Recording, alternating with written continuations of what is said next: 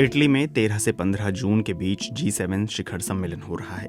दुनिया भर के बड़े बड़े नेता इसके लिए इटली पहुंच चुके हैं और इटली की प्रधानमंत्री जियोर्जिया मेलोनी ने अपने देश आए मेहमानों का गर्मजोशी से स्वागत भी किया है।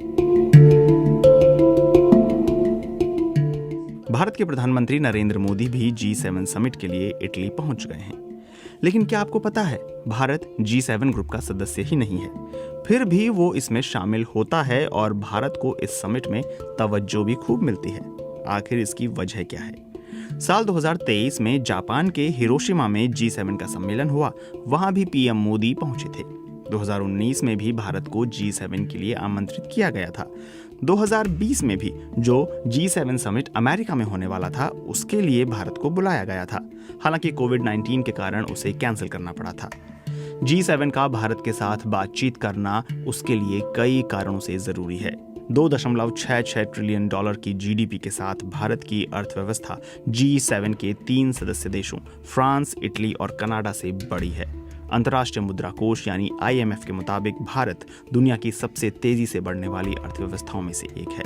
IMF की एशिया पैसिफिक की उप निदेशक एनी मैरी गोल्डे वुल्फ ने बीते साल कहा था कि भारत दुनिया के लिए एक प्रमुख आर्थिक इंजन हो सकता है जो इन्वेस्टमेंट, बिजनेस और कंजम्पशन के जरिए वैश्विक विकास को गति देने में सक्षम है।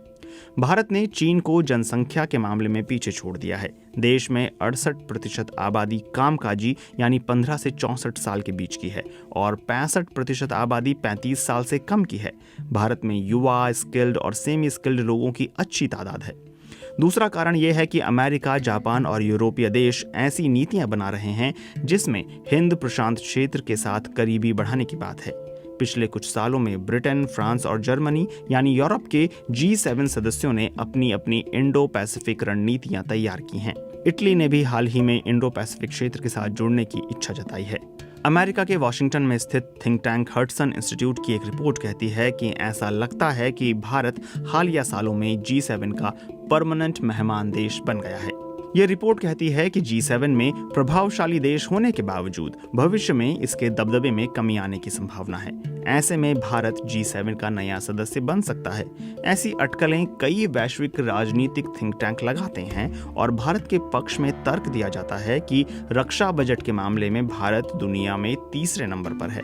भारत एक लोकतांत्रिक देश है, इसलिए G7 हर साल भारत को आमंत्रित करता है और उससे संवाद करना चाहता है।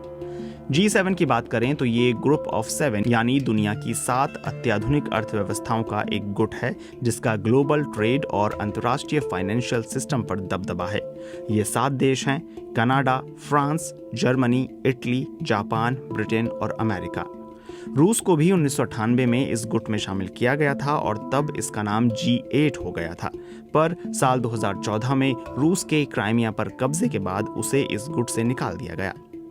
चीन कभी भी इस गुट का हिस्सा नहीं रहा है। चीन में प्रति व्यक्ति आय इन 7 देशों की तुलना में बहुत कम है, इसलिए चीन को एक एडवांस इकोनॉमी नहीं माना जाता। यूरोपीय संघ भी G7 का हिस्सा नहीं है, लेकिन उसके अधिकारी G7 के वार्षिक शिखर सम्मेलनों में शामिल होते रहे हैं। पूरे साल G7 देशों के मंत्री और अधिकारी बैठकें करते हैं, समझौते तैयार करते हैं और वैश्विक घटनाओं पर साझे वक्तव्य जारी करते हैं। इस बार के G7 शिखर सम्मेलन के लिए इटली ने अफ्रीका, दक्षिण अमेरिका और इंडो पैसिफिक क्षेत्र के 12 विकासशील देशों के नेताओं को निमंत्रण दिया है।